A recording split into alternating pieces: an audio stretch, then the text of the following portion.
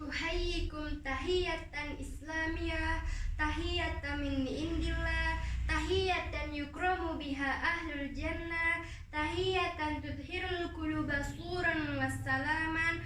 Assalamualaikum warahmatullahi wabarakatuh. Innal hamdalillah nahmaduhu wa nasta'inuhu wa nastaghfiruh wa na'udzu billahi min syururi anfusina wa min sayyiati a'malina. May yahdihillahu fala mudhillalah wa may yudlilhu fala hadiyalah. Asyhadu an la ilaha illallah wa asyhadu anna Muhammadar Rasulullah. Allahumma shalli ala Muhammad wa ala alihi wa ashabihi ajma'in. Amma ba'du. Pertama dan yang paling utama, marilah kita panjatkan puji beserta syukur kehadirat Allah yang Maha Ghafur, yang nikmatnya takkan pernah luntur, supaya kita bisa hidup bahagia di dunia sampai alam kubur. Salawat beserta salam marilah kita curah limpahkan kepada Habib tertinggi anti korupsi, baginda termulia anti durhaka, is the best man leader of leader, yakni Habibana wa Nabiyana wa Syafi'ana wa Karimana wa Maulana wa Muhammadin sallallahu alaihi wasallam, yang telah membawa kita dari zaman jahiliyah sampai zaman Islamiyah, dari zaman Utsman bin Affan hingga bertemu hadirin yang tampan rupawan. Amin, amin, ya rabbal alamin. Hadirin sahabat dai rahimakumullah. Berdirinya saya di sini bukan untuk memamerkan baju saya yang sederhana ini, bukan pula untuk memperlihatkan wajah saya yang alhamdulillah cantik ini, tapi berdirinya saya di sini hanya ingin menyampaikan sepatah atau dua patah kata yang insya Allah saya akan patahkan menjadi beribu-ribu kata atau berjuta-juta kata yang insya Allah saya beri judul Peran Generasi Islam di Era Globalisasi. Maraknya informasi menjadi tren di era globalisasi. Masyarakat yang dulunya masih tradisional kini sudah mulai radikal dan liberal. Sikap sosial kian menipis, terkikis oleh budaya kapitalis. Mas, kalau dulunya anak kecil mainannya karet, anak kecil zaman sekarang sudah pandai main internet.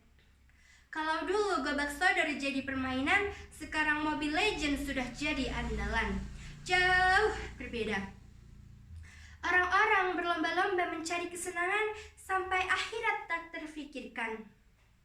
Sepertinya hal ini sudah disinggung oleh Nabi dalam kitabnya Arba'in Nawawi karangan Imam Yahya bin Syarifuddin Sahibah 54 3 baris dari atas.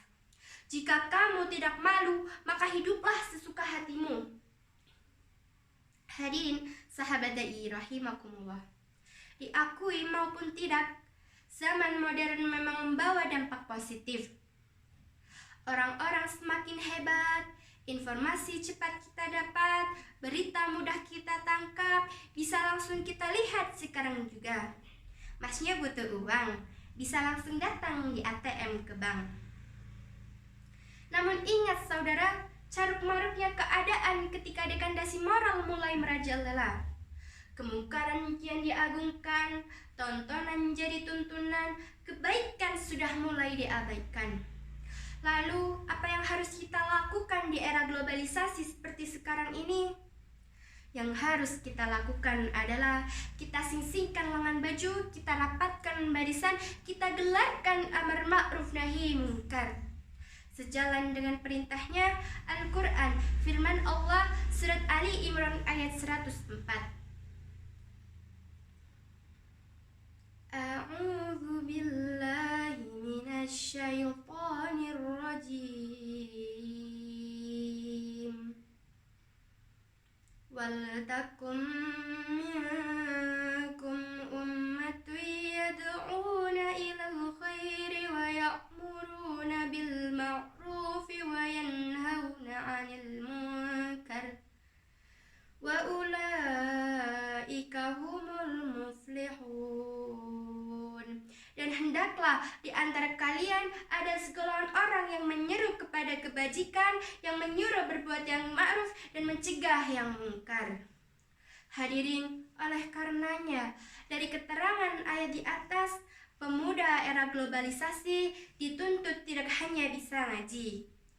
Pemuda dituntut tidak hanya bisa baca al-barjanji, tapi pemuda di era globalisasi harus tampil sebagaimana Khulafaur Rasyidin. Pemuda dituntut tampil sebagaimana Umar bin Khattab. Mbak, ini jenderal tapi imam. Imam tapi jenderal. Imam lantaran beliau memimpin jamaah di masjid, sedangkan jenderal lantaran beliau adalah pemimpin tentara di medan perang. Kegagahannya, keperkasaannya beliau curahkan hanya untuk mempertahankan dan memperluas kejayaan agama Islam.